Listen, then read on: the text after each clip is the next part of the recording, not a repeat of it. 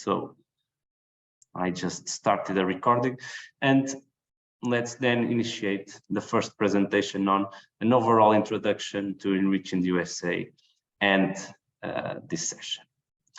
And so first, information about what we have on ENRICH. So ENRICH in the USA is an initiative, is the European network of research and innovation centers and hubs in the US.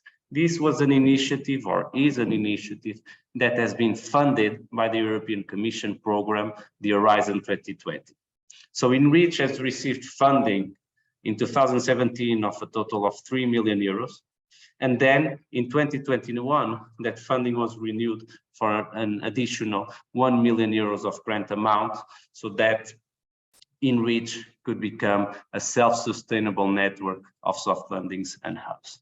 So ENRICH brings together a large set of organizations from all European Union countries and associated countries from Horizon 2020. And we try to support entrepreneurs, support researchers, support organizations that are developing research and innovation in Europe to have engagement and to create engagement with the United States, either through direct services, through incubation, acceleration, supporting technology transfer between Europe and the US, or providing more information, trying to support you in getting all the tools that you need to start collaborating with the USA.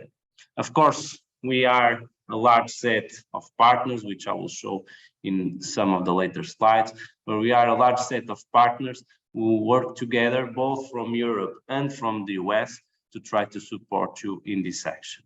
We have, as mentioned in the slide, different target thematic groups, different decision makers, different investors and media. And so we try to have a pool of different experts and expertise that can try to provide you on this.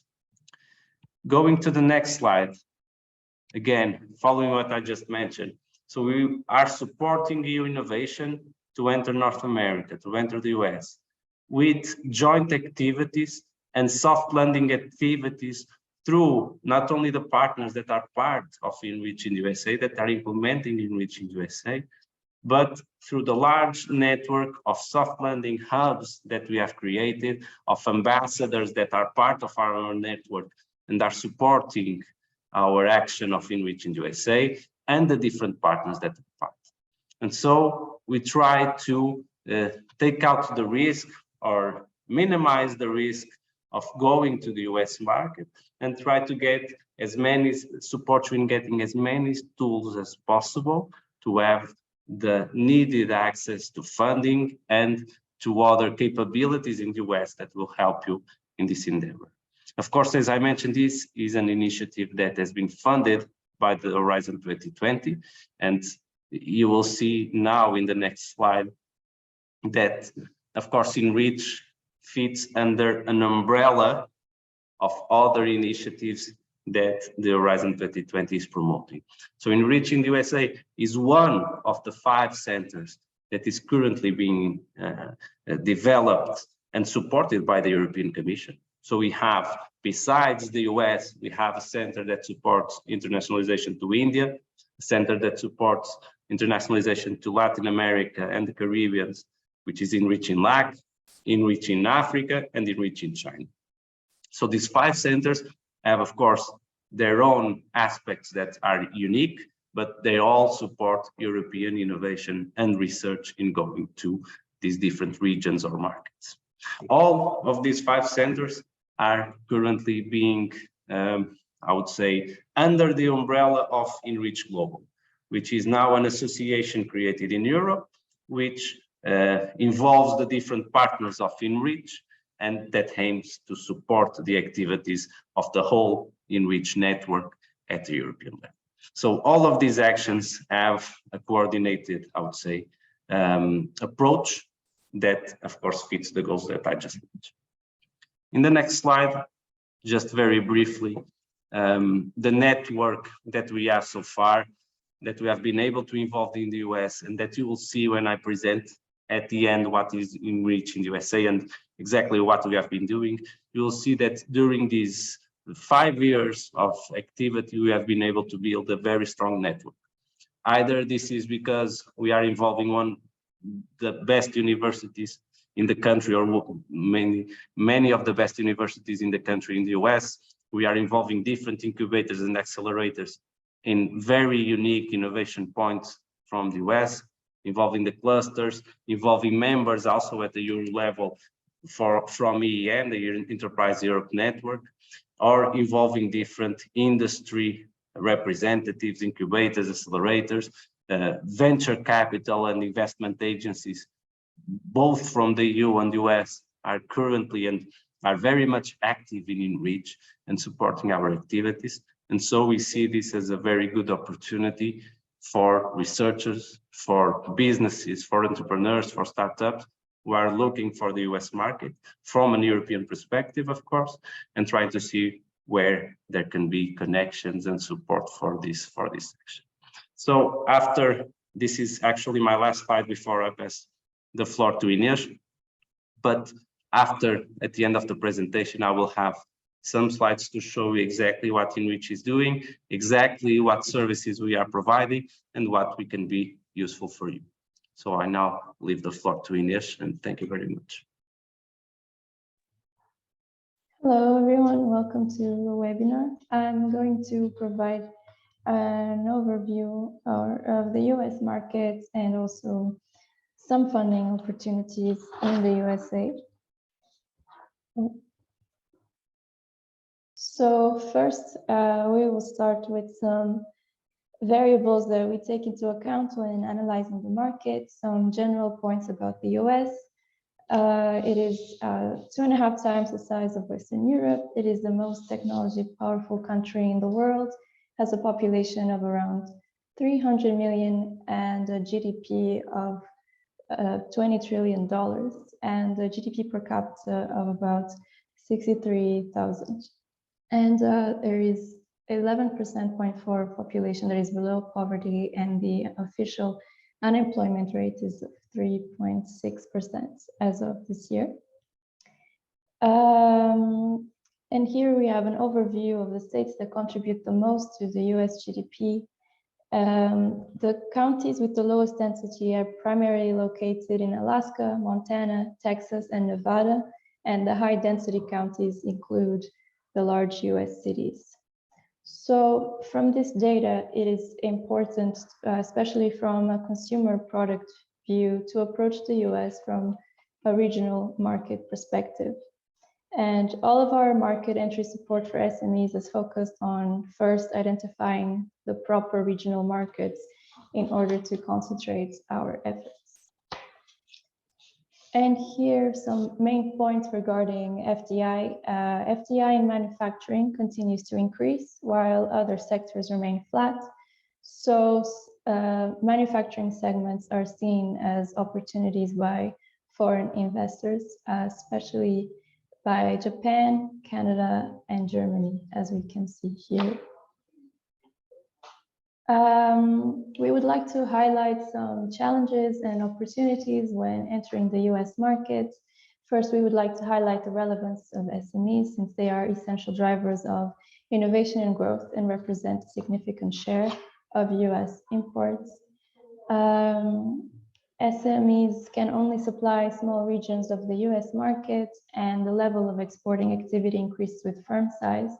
So online sales channels are emerging as a key enabler for SMEs to export to the US. So that is why it is key to have a regional market perspective, also due to the size of the country. So we'll start with some easily identifiable challenges. This includes the size of the market, which would need people to target regional markets instead of taking on the market as a whole. There's also the question of the geographical distance from the markets, which adds supply chain costs, and time zone differences between the regions in the United States and also between Europe and the United States. Some exchange rate fluctuations from the euro to the dollar, and also challenges related to regulations, testing, and standards. There is also strong competition, which leads to a saturated market, especially in the fields of products and services, and litigation is very common. As for potential challenges, we highlight here achieving a competitive price point, since manufacturing and supply chain costs plus tariffs can price products out of the market. There are also challenges related to effective market presence, which are costs associated with required market representation. There are also challenges that can be related to state requirements, as these can vary by states, for example, for non-tariff barriers. Also, with product liability law, there is need to implement highly precautionary measures to reduce risk. And the US also has a very complex tax system, and taxes on services and products can be imposed by both the US federal government and the individual states, counties, and cities. And with that, we follow to the main opportunities, and these are include a large single market, the largest consumer market with a very strong GDP and a very big population. There is one common language, unlike in Europe, although Spanish can also be a very important asset in specific regional markets. There is a common general culture and common spending trends can be observed through the demographics. The US is also an economically and politically stable country, as it is ranked among the first 30 countries with the lowest regional political risk in the world. And there is great access to the global supply chain, which can lead to doing businesses with other markets. And there are also low average tariffs. Continuing with the overview of the potential opportunities, it is a very technologically advanced economy with business opportunities in new and upcoming areas. There are also niche markets opportunities, and there are comprehensive intellectual property laws which protect against infringements and can protect the innovations created by European researchers or entrepreneurs. And certain products can also be tested and certified for the US market by private industry organizations. And now we will go into the second section of my presentation, which includes an overview of funding opportunities in the USA. This figure that we have here shows the growth in total US R&D expenditures from 1955 till 2019 in current dollars, and it shows that the R&D spending is much higher than it was at the beginning of the counting, and that business-funded R&D is what has grown the most during this period. However, faster growth in other nations has actually reduced the US share of global R&D to around 30% in 2017. And this is a continuation of that conclusion. And this slide here presents the main trends in terms of R&D budget per fiscal year by agency, something that we will look into in the next slide as well. Here we can see that these are the main agencies that are providing R&D funding: the Department of Defense, the National Institutes of Health, NASA, the Department of Energy, and also the National Science Foundation.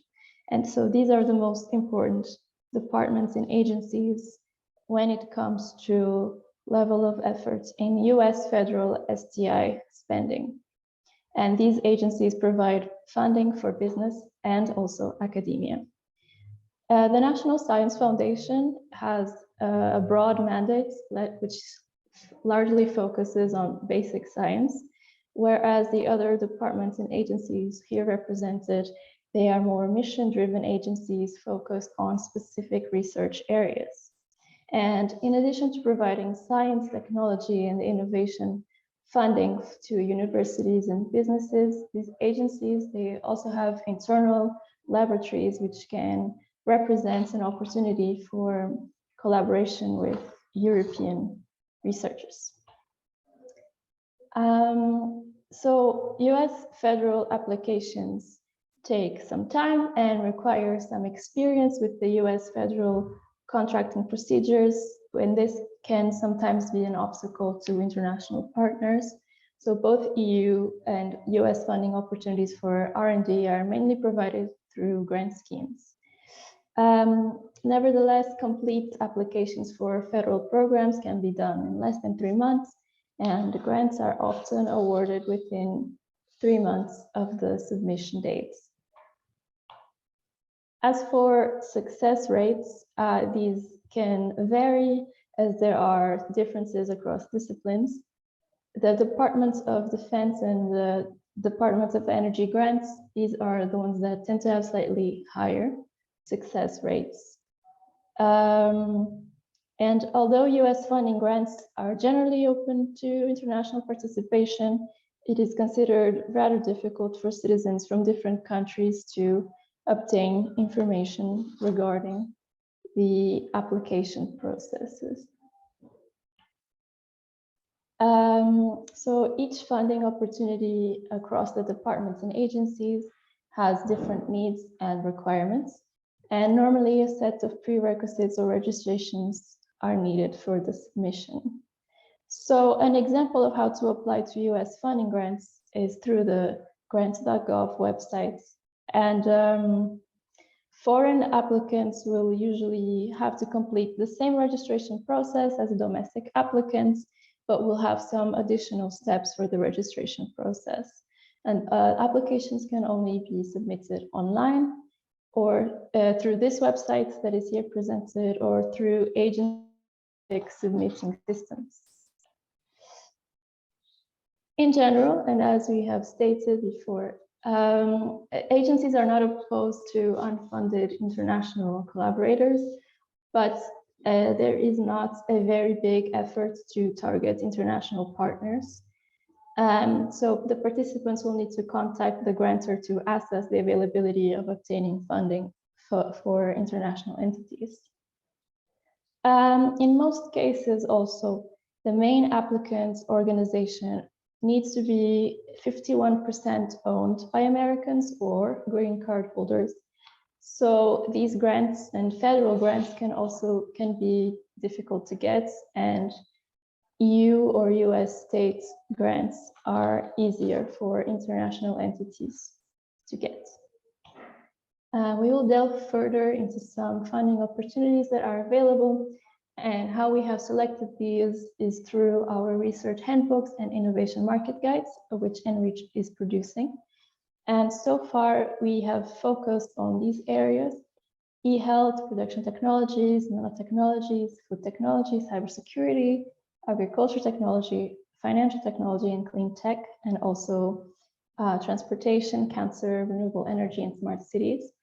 And these studies provide an overview of the market, of collaboration opportunities, of relevant events and networks for Europeans to join if they want to participate in the US market. They are available on our website. And at the end of the webinar, if you would like to receive one of these specific guides or handbooks, you can contact us and we can share it with you. So we chose the example of production technologies, which is quite a broad field. And here you can see a map of the leading innovation hubs focused on production technology in the areas of AI, big data, CPS, IoT, and robotics. And we will share with you some examples of opportunities that are available in this field, although in the guide there will be more examples provided. So here we have some federal initiatives that are available for funding. The first one is Manufacturing USA. Manufacturing USA is made up of several institutes that combine business competitors, academic institutions, and other stakeholders to test applications of new technology, create new products, reduce cost and risk, and enable the manufacturing workforce with skills for the future. And European researchers interested in this initiative need to become a member of the network, and each project call will detail all the eligibility requirements and definitions.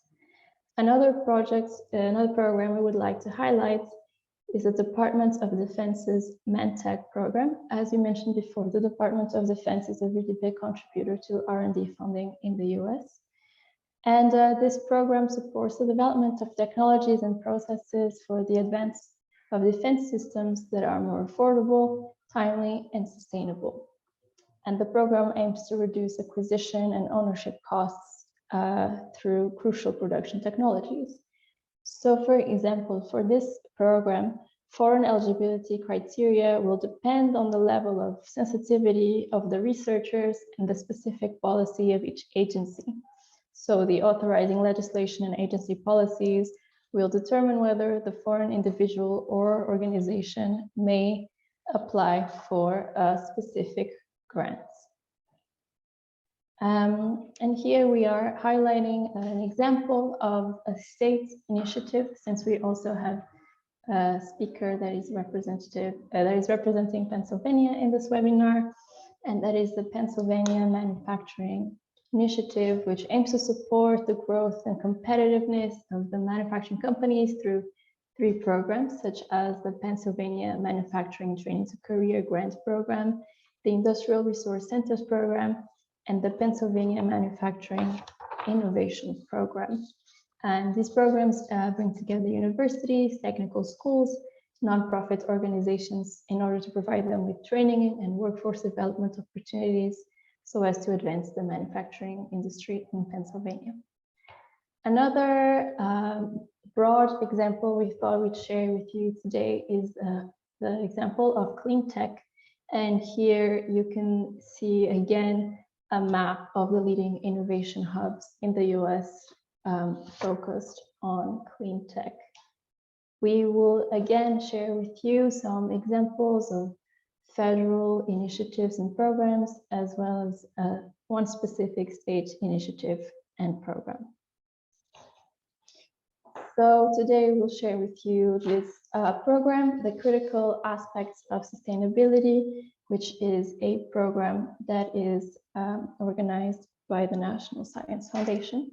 The program seeks to support basic research through core disciplinary programs aimed at improving resource sustainability while maintaining current products and provide a global society with technologically advanced materials. As for the participation of foreign organizations in a program like this, the NSF does not always provide direct funding for foreign organizations, but it will consider proposals for cooperative projects involving US and foreign organizations. And the support requested can support the activities that take place in the US. So the person that makes a proposal will have to explain why support from the foreign counterparts is not feasible and why it is important to involve the foreign institution or organization.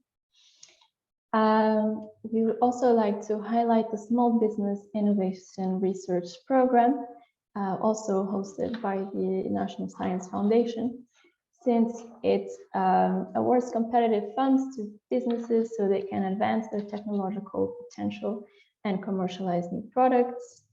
Again, these funds must be performed entirely in the US, and only US companies, small businesses, can apply to this program.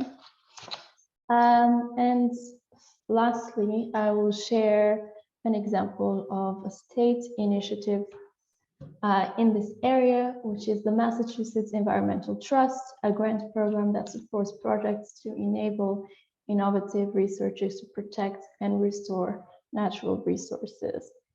This is again a program that is open to US local organizations, and that they can be also in a fiscal partnership. And the European participants that would like to be involved in such a project would have to contact the program directly. And I think that was my last slide. Okay, here we have the overall conclusions. So as was stated, the US funding system is highly complex, comprises different actors. The federal R&D funding is provided to different federal agencies. There are significant federal and state R&D investments. Information on the funding programs is not so easy to access, so it would be important to have a contact point or a mentor, a network to guide you through this. Specific information on international cooperation is not very readily available online. And so there is a need to select a reliable contact point before entering the US. So I can't see the chat, but I think that maybe there is a message or a comment. Thank you, Ines. I think there was one message concerning the studies, so to share the studies, which is good as you presented. We will have then at the end some minutes for discussions and for questions, but thank you very much for your presentation. I think it is very useful, as you just mentioned here at the end. There are, I would say, on the funding opportunities, and if I may, there are a lot of opportunities and a lot of funding available, especially when we are talking about federal and state programs. However, the participation of European organizations is not always clear. Of course, the priority of these funds is to support US companies, support US organizations. So it's logical that the main priority of these funds is that these are provided for US organizations, which is completely reasonable. However, in some cases, as you mentioned, international cooperation, I would say it's not excluded. So there might be some opportunities there, but it is important, again, I would say, to partner with the correct organizations, as you mentioned, Ines, have the correct contacts, have organizations that are well aware of the system, which can be quite different from the ones that I would say, for example, we are used to under the European Commission. If we take as an example, Horizon 2020 or Horizon Europe, which are other two, one program, in this case, only Horizon Europe now, but a program that supports RDI in Europe and provides funding, it's completely different. The structure, the way that international cooperation is advised or not, and even the way that the applications are made. And so having a local partner is key for trying to access some of these opportunities, which, as mentioned, are not always open to participation from Europeans. Having said that, of course, I haven't mentioned this, but before passing the word to Jordi, I haven't mentioned this, but the slides will be shared with you after this session. So maybe Jordi, I'll leave the floor to you. I think you'll share your slides. So maybe Ines, you can stop sharing the screen and the floor is yours. Thank you. Sure, thank you, Ines and Francisco. Hello, everyone. Let me introduce myself. My name is Jordi Rebarte. I'm originally from Barcelona. I lived and worked 12 years in the US, so I had some experience in the country. I also got the US citizenship, and in 2019, I returned to Spain. And since March 2022, we are helping the state of Pennsylvania to promote FDI in Spain and Portugal. Okay, so I'm going to share my screen.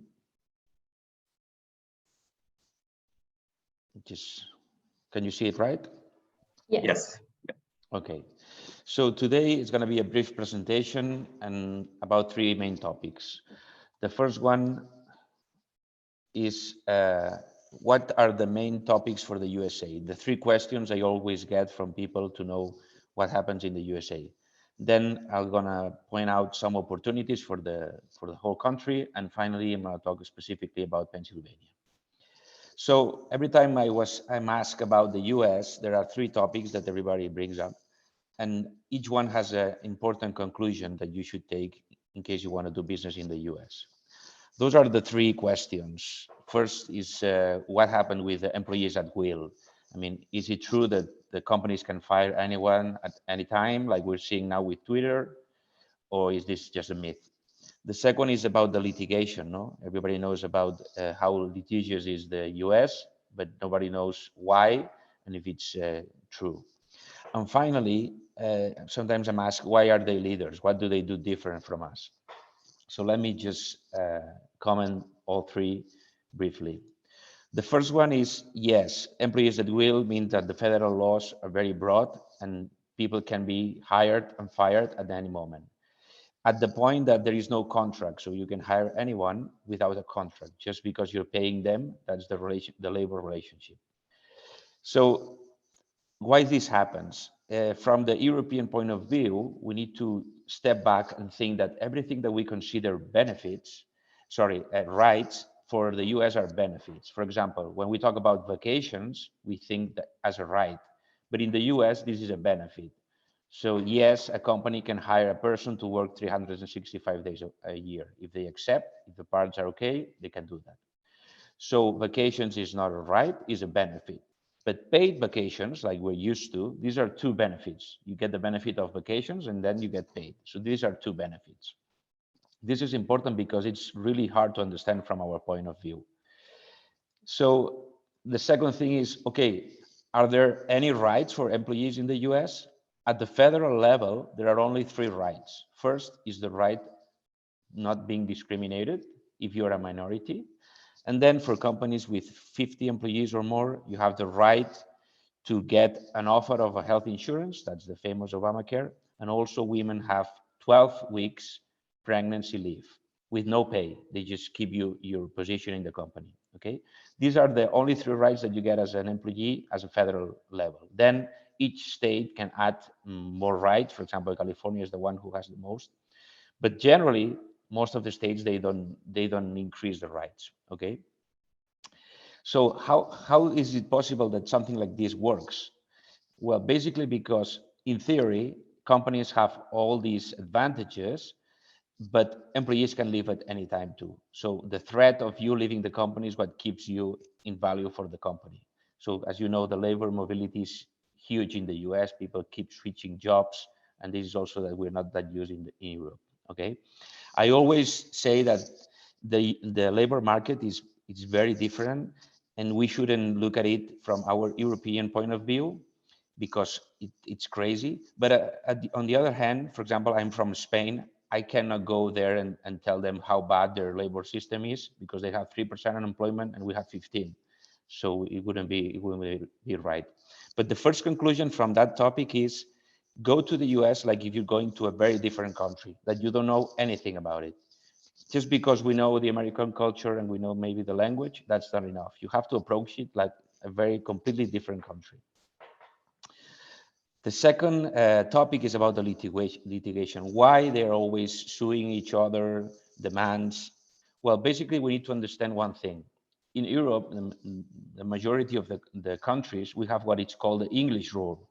Basically, it says that if anyone gets sued, whoever loses pays the cost of the lawsuit for both parts, okay?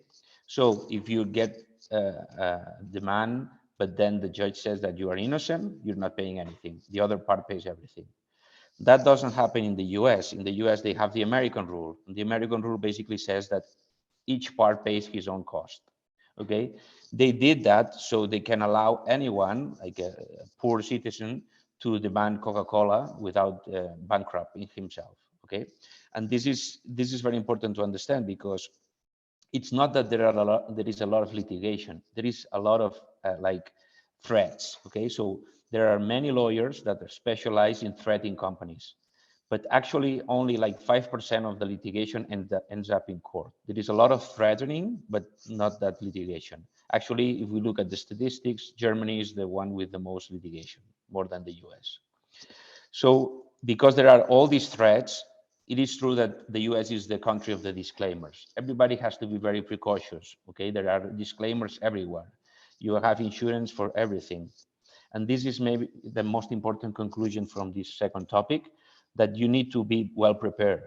So you need assistance from lawyers, from insurance companies, from brokers. You need to have everything in order, because if you don't have all the disclaimers, all the protection, all the insurances, you can get hit by a huge litigation, or at least a demand.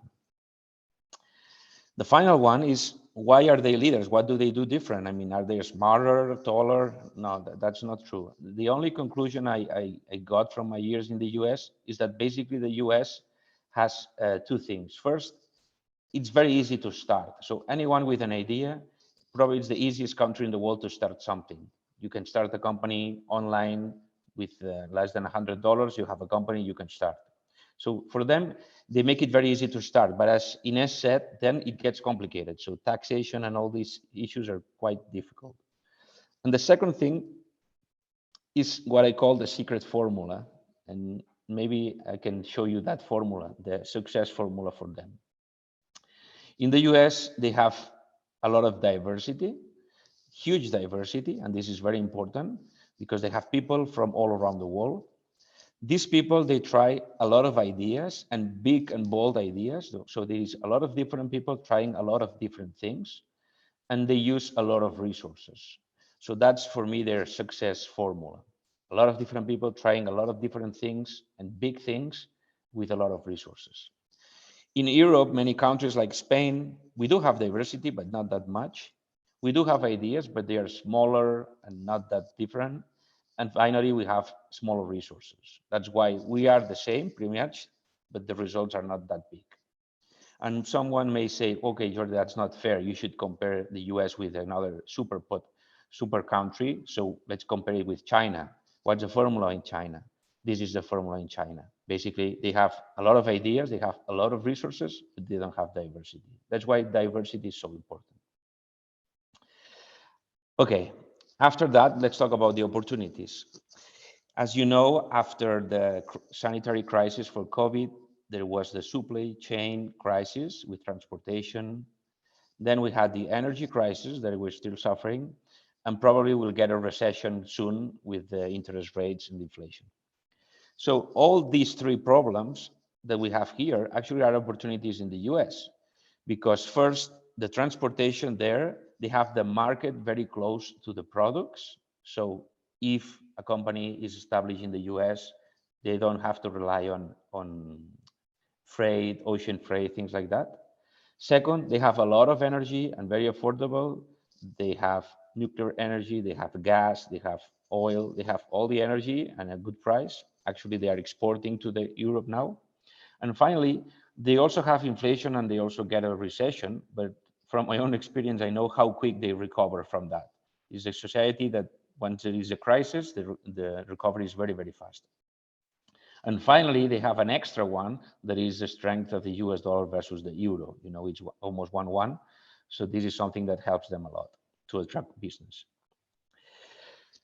To have an idea of the US, I always like to use that picture because you see where the people is. You see a lot of cities all around. You see the West Coast in California with a lot of population. Then you have some in Florida, but the main part of the population is in the Northeast area. Okay, here I'm putting the population in the US compared to Europe and China, so you have an idea.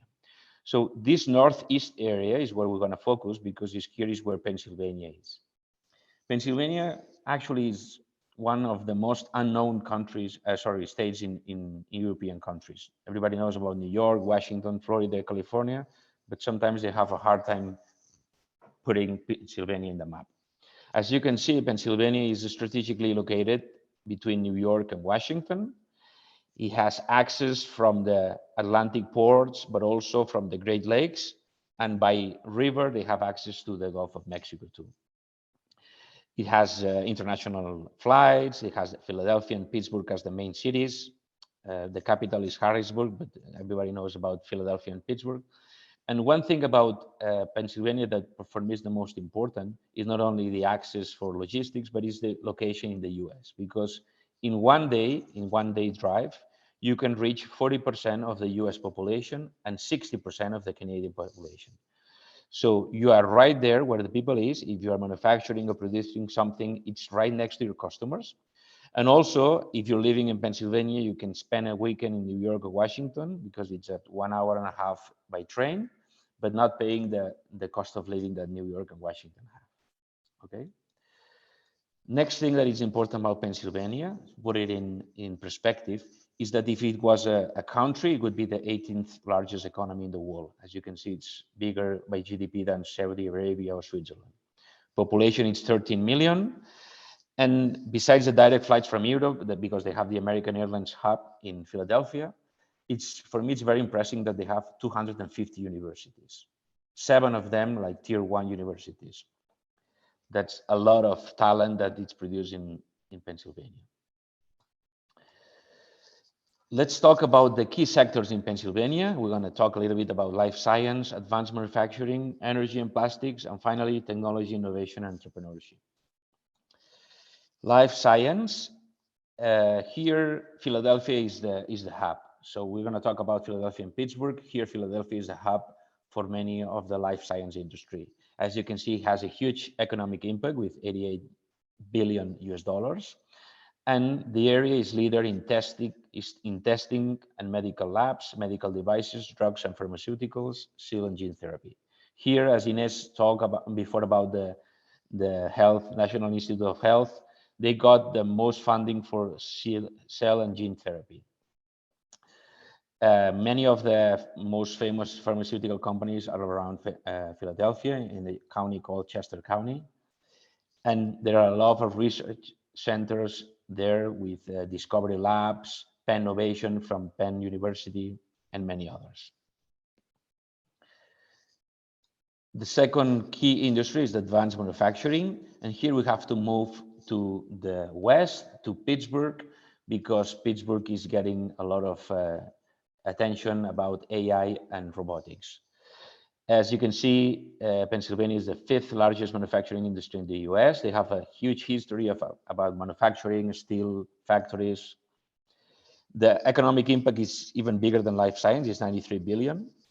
And nearly 10% of the jobs in Pennsylvania are related to manufacturing. As you can see, the main industries are fabricated materials like powder metal, food manufacturing, machinery, chemicals, plastics and rubber products, transportation and equipment, and computer and electronics. The third one is energy and plastics, and I have to do a brief introduction here because these green and blue areas, these are the Marcellus and Utica shales. These are shales that used to be for oil, and now they have a lot of gas. And thanks to the fracking technology, now some states they are able to extract the gas. Okay, so in Pennsylvania they have abundant and low-cost natural gas.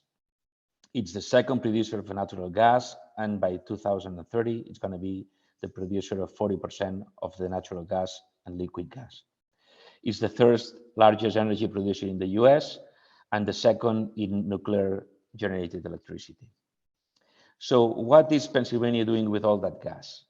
Basically, now in November, the new Shell ethylene cracker plant started in Pittsburgh. It's the biggest ethylene cracker plant in the world. It's 1.6 million tons per year. And that supply of gas, it's feeding that factory to do the pellet that is going to be used for a lot of industry related to plastic. Okay. Since the plastic industry is going to be booming in the area, Pennsylvania has 2 of the 6 plastics engineering technology US programs in Penn State. All this plastic upstream, downstream is going to generate a lot of opportunities in the area. And the good thing, as I said before, is that we're going to be very close to 70% of all North American polyethylene consumers. Here you have a little diagram of what industries would be beneficial from this plastic industry.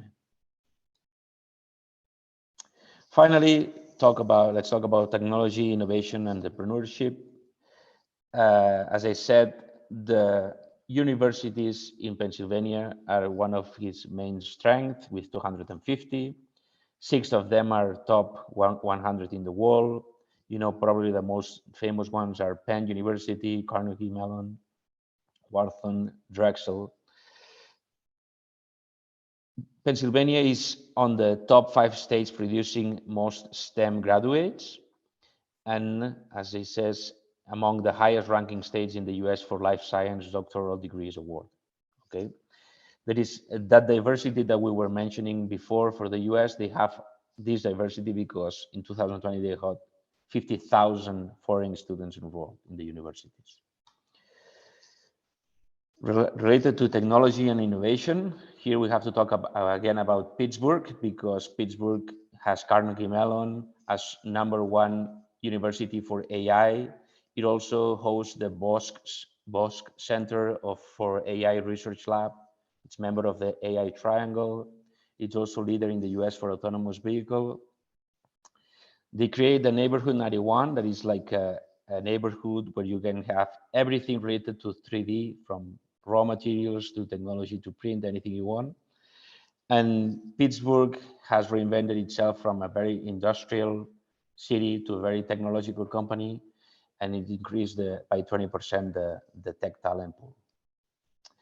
Finally, Pennsylvania has specific resources to help startups and research. As Ines summarized, they have grants, low interest loans, and job training dollars. All these programs have different names. I don't want to go into detail, like Keystone Innovation Zone, Research and Development Tax Credit. So if anyone is interested in any of those, I can give them specific information. Okay, I hope it was not too long. Thank you for your attention. I'll be happy to answer any questions you may have. Thank you very much, Jordi. This has been really, really enlightening. Oh my God. Just a second. I think that, as you mentioned, there is, I would say, a lot of good opportunities that can come not only from Pennsylvania, but the whole US.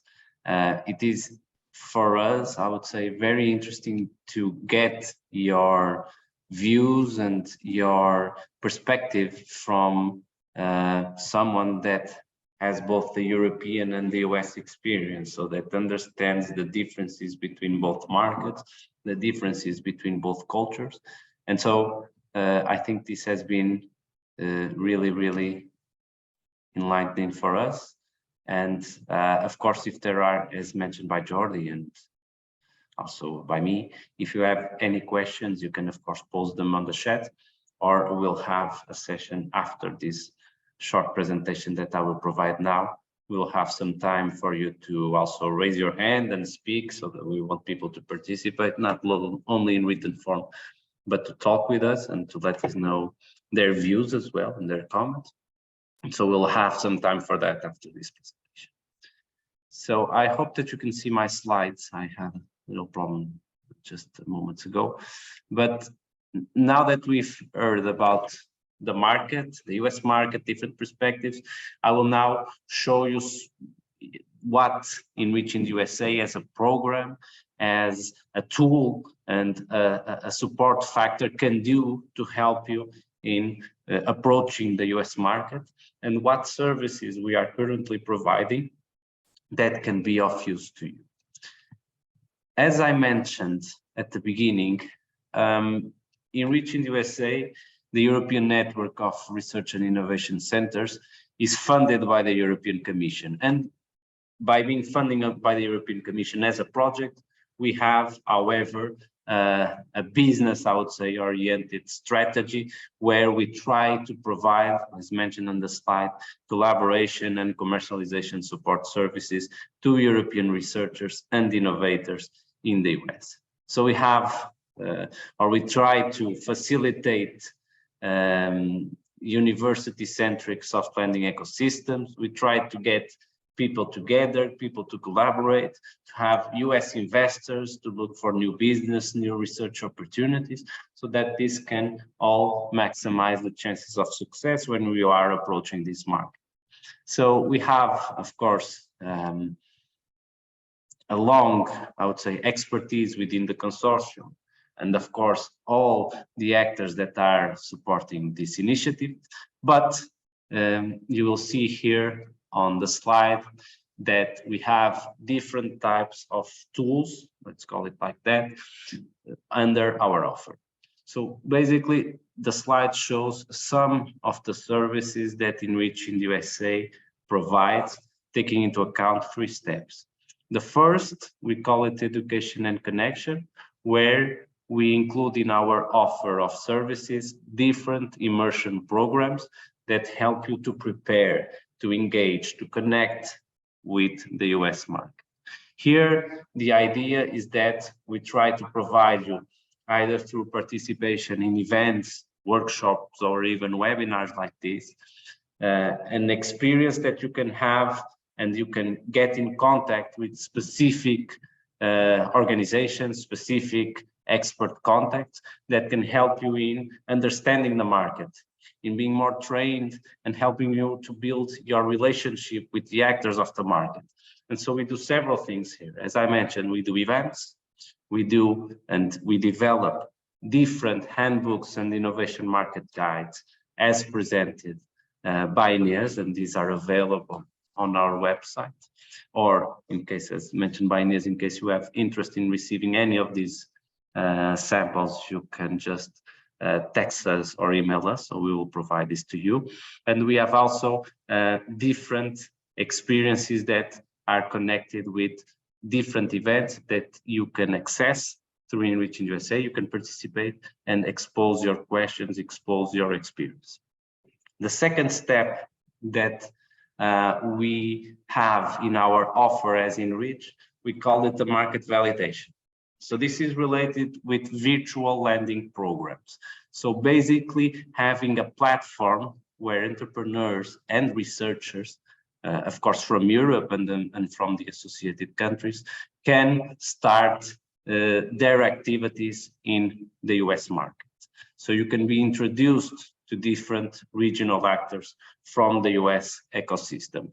We offer, of course, the possibility to connect with our hubs all throughout the US, to connect with our experts and mentors, and to have, as mentioned on the slide, monthly mentors roundtables to discuss opportunities, to discuss what can be done under ENRICH in the USA and what you can bring and what would make more sense in your solution in the US.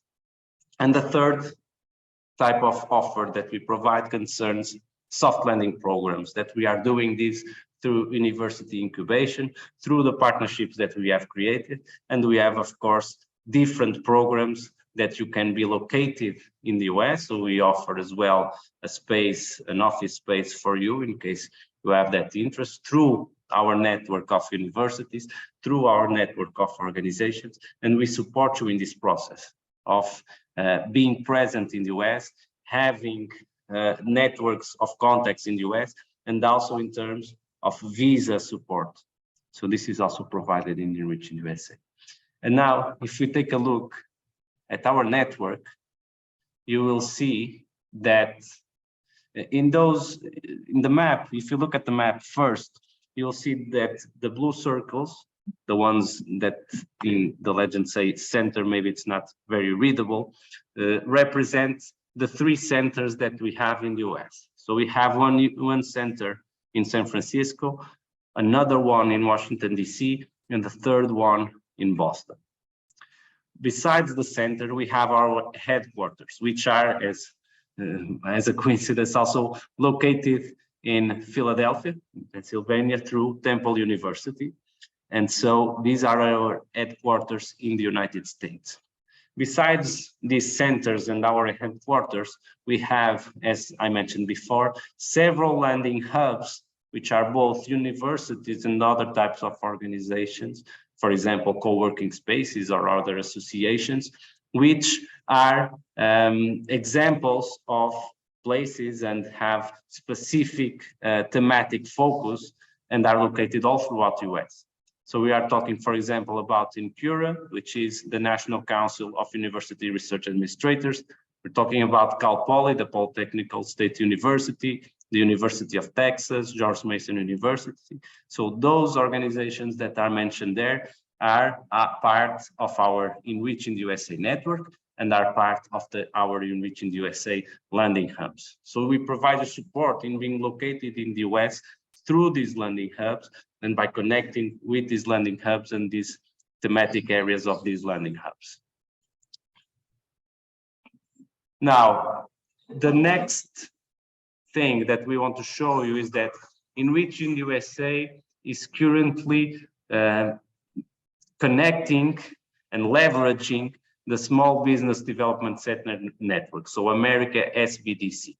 So SBDC is basically a program that is part of the SBA, which is the Small Business Administration of the US, which gathers more than 3,000 counselors and 750,000 SMEs that are part of this network all throughout the US. So these SBDCs are hosted by leading universities in the US, which is the case, for example, of Temple University in Philadelphia. And well, they provide support and face-to-face business consulting for organizations that are interested in developing their businesses and highlighting their businesses in the different states and the different regions of the US. So ENRICH in the USA is currently giving access to the SBDC, and this program provides the support for small businesses, in the case support to as well European organizations that want to have expansion of their businesses, of their startups, and have the necessary tools to develop their work. Through this cooperation with SBDC, we, the ENRICH in the USA team, is offering as well a soft landing program, as I mentioned, through our hubs, through the connection that we have with the SBDC, which has different benefits. First, in terms of education and training, so you have there some of the services that we are currently offering that can be part of the SBDC soft landing program of ENRICH. We have also the part of accessing to capital. So we put you in contact with the different venture capital organizations, with different banking institutions, global agencies, as well, to give you the possibility to have access to funding and to capital that you would need within the US. Also, as you will see from both these boxes, and that I will show in some of the next slide, we will provide incubation services. So as I mentioned, we provide co-working spaces at the university that can help you in setting up your activity in the US and helping you with all the administrative support that is related with establishing your actions in the US.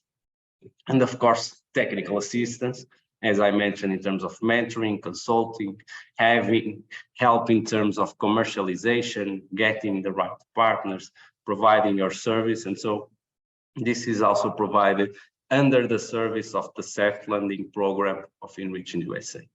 You have at the bottom of the slide the link to our website where we show all the information concerning the landing program. You can have information as well on the conditions and what you get from this program and how to apply it. Just to show you as well the different types of institutions that we are providing and that we are involving in our network. You will see, of course, from the left side, institutions that where ENRICH in the USA is being leveraged, in this more related with universities and research institutions, while at the center you will see that we also cooperate with different programs at national and regional levels, such as the EU, for example.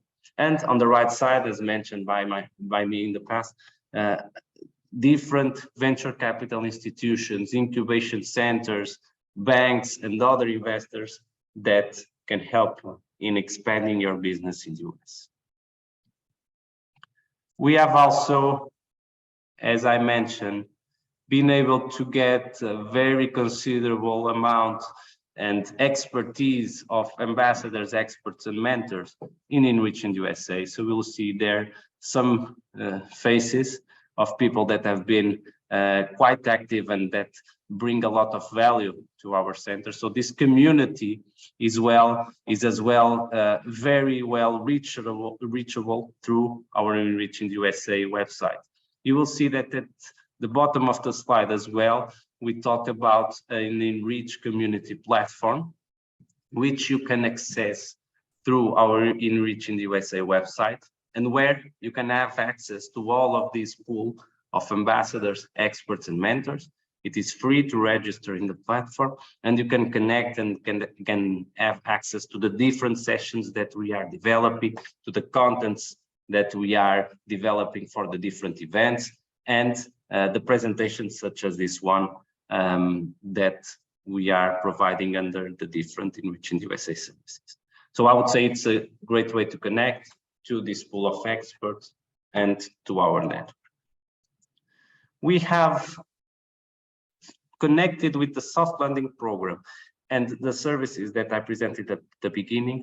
We have been quite active in terms of being present in the main conferences and the main events that are organized in the US.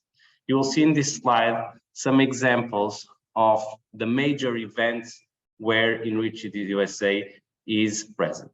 Here we usually take a mission of European organizations that will attend this event, and that through ENRICH in the USA, they will have the chance to participate in what we call pitch funding sessions for you to present your businesses, your endeavors, your actions, and your innovations to a group of investors and experts from our pool of ENRICH in the USA, and to see if you can get opportunities either for funding or for collaboration. So the next one that we'll actually develop is the CES, which takes place in Las Vegas, because it's the larger consumer electronic fair in the world. And ENRICH in the USA will be there. We will take, of course, a set of European innovators with us to CES. And we will, of course, try to connect with the most relevant partners that are there and that are part of the pool of ENRICH in the USA. Other big conferences that we're at, of course, JP Morgan Conference on Healthcare, South by Southwest in Texas, RSA Conference, which concerns IT security, Select USA Investment Summit, and the Bio Conference in San Diego concerning biotechnologies and biosolutions. So we are present in those big fairs, and we try to have a very active position when we are there in those fairs, and try to bring everyone that we can from Europe to connect with the US market.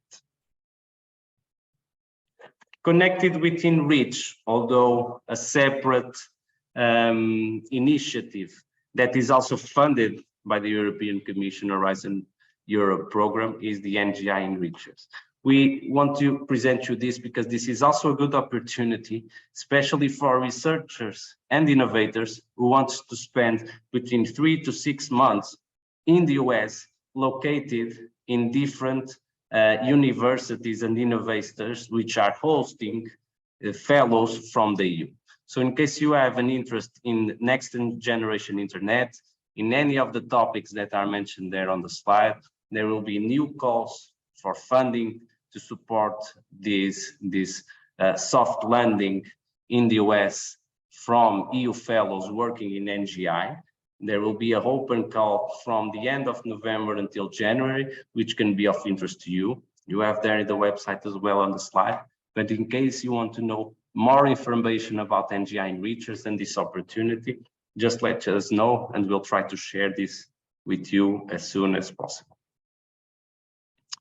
And finally, also one of our partners, Temple University, has contributed to the Select USA investor guide. So please, in case you want, this is a very good guide for supporting and for getting information on how to support the development of partnerships with US research organizations and for SMEs and technology firms. So please feel free to download this study and to have more information on investments and what you can get for your firm and for your research in the US. So having said this, this is actually my last slide. I will, of course, stop sharing my screen, and I would open the floor to questions, either written or we welcome you to raise your hand and to speak, and we'll of course follow the discussion. We would have, I would say, around 5 minutes to do so.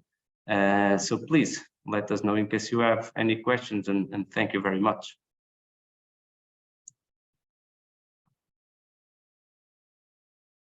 So that there was a question on the SPDCs to Pennsylvania. That is correct. Jordi answered that as well.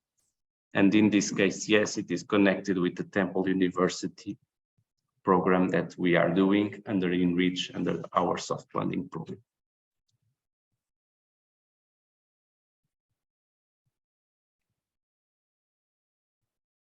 I don't see any hands raised or questions posed. We are also, I thought we would have more time, but presentations were very detailed, and thankfully for that. So let's wait. In case there are no questions, we can finalize this session, but I would also open the floor for future questions. I mean, I know this is a lot of information, not only from the ENRICH in the USA side, but also from Jordi, who provided excellent inputs, as I just mentioned. Please feel free to take a look at our website and also the information that we will share through this presentation. And in case you want to know more, or you have questions that come up when you start looking at the opportunities that we have under ENRICH, please text us, email us, and we'll try to support you as much as we can. We understand this is, of course, a lot of information to digest, but please do so and get in contact with us in case you need any further information. I believe Inês just sent our email addresses. Having said that, I thank very much everyone for participating in this event. It was very good to have your attention and to be able to present you these opportunities to the US. We hope that ENRICH can really be a platform for helping you in approaching the US market. We know it's not easy, but we believe we will try to facilitate as much as possible that process of going to the US. And of course, thanks especially Jordi, who provided his time first and this excellent presentation and insights on the US market. And for sure that this will open perspectives and new opportunities for European researchers and innovators who are interested in the US market. So Jordi, thank you very much as well. You're welcome. Thank you everyone, and have a nice day. Thank you. Bye.